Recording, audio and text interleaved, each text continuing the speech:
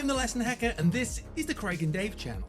And yes, half the internet went down again. Not just your mate's dodgy Wi-Fi. We're talking Snapchat hiccuping, Fortnite and Roblox lagging into the Stone Age, HMRC wobbling, and multiple UK banking apps having a little lie down right when people needed to pay rent. My personal favourite, $2,000 smart beds cranking themselves into sauna mode because the app that controls them lived in the cloud and forgot what offline means. Let's rewind. The outage started around 7:48 UTC in AWS's US East 1 region, North Virginia, Amazon's oldest and biggest cloud region. Nan, where's that money you promised to send me, love? You mean the banking system's down because of something in Virginia? How am I going to buy my sweets then? How? Can you tell me? How am I going to buy that wham bar? The culprit was the internet's most boring, most devastating gremlin, DNS, the domain name system. Basically, the web's phone book. When you tap an app, your phone asks DNS, "Oi, where's craigandDave.org?" DNS hands back an IP address and off you go. If DNS gets it wrong, or worse, returns nothing, it's like deleting your best friend's contact and complaining that they never text you back. Hence the meme. It's always DNS. Techies rolled their eyes so hard, they saw 1997. Brian, do you host your websites in AWS Virginia? On a Raspberry Pi in your closet? I mean, at least it was up. What is AWS anyway? Well, think of it like renting a skyscraper of supercomputers by the minute and paying for extras like storage, databases, networking, and magic tricks. AWS, Microsoft Azure, and Google Cloud run a giant chunk of the internet. Even if your favorite app isn't on AWS, it probably depends on a component that is. Authentication, payments, ads, analytics, the boring plumbing everyone forgets about until the sink explodes. But wait, we're in the UK thinking, why did my banking app die? Because a data center in Virginia sneezed. Well, it's a thing called nested dependencies. Even if your main systems are in London, you might rely on identity systems, control panels, global DNS, or third-party APIs that at some point tie back to US East 1. Some parts of AWS replicate globally, but not every component is truly regionalized, and the default for most is this location. Functions can choke if the mothership is coughing. It's like your school's login page lives in the UK, but the Who Are You brain check is in the US. Now, if that bit has a nap, you're not getting in.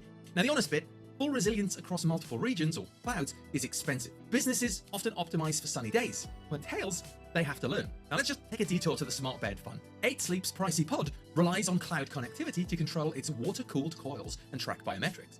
Ooh. AWS goes, your mattress is stuck on whatever the last setting was. Some overheated, some stopped cooling, some got stuck upright like a possessed dentist's chair. Why? Well, there was no offline mode. There was no local first design where the device has enough brains to behave safely without the internet. And that matters. Your thermostat should keep the house warm on a snow day, whether or not it can chat to Seattle. Pro tip for product designers, graceful degradation isn't a luxury, it's a kindness. Now, the UK-specific spiciness, GDPR and data sovereignty. When multiple UK banking apps and the HMRC wobble because of a US outage, eyebrows go up. GDPR says moving personal data to third countries like the US requires strict safeguards. Even then, you're supposed to minimize transfers. Some organizations argue that, well, our data is at rest in the UK, but processing paths, logins, or global services can still cross borders. Here's the awkward, pointed question. If something like Craig and Dave's Smart Revise can run entirely on a UK-based service and be properly GDPR compliant, why aren't big-name financial apps making the equivalent guarantees? Is your bank balance somehow less important than your computer science flight path? That doesn't prove a GDPR violation, but it does raise questions about architectural choices, sovereignty, and whether UK only is real or just marketing.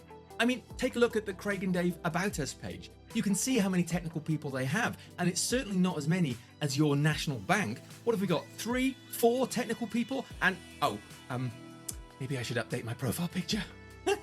Zooming out, regulators are watching. The UK Competition and Markets Authority says that the cloud market isn't working well, thanks to a couple of giants dominating the arena. There's talk of designating hyperscalers as critical third parties. So finance regulators can demand resilience evidence. AWS is rolling out an EU sovereign cloud, starting with an isolated region in Germany, designed so data and control stay within the EU. But even that only works if customers avoid cross-regional dependencies and design it like they mean it. So what should change? Well, technically, we know the playbook. Use multiple available zones by default. For genuinely critical services, go multi-region. And we're justified multi-cloud. Add caching and circuit breakers so that a dead dependency doesn't brick the whole app. Serve a read-only mode, queue writes for later. Put a giant "we're not working, but we'll get back to it" banner rather than showing people a spinning wheel of despair. Build an outage mode for smart devices, local control, safe default temperatures, manual overrides, and business-wise, stop hiding the cost versus resilient trade-offs. Boards need to sign that check, knowing exactly what a US East 1 bad day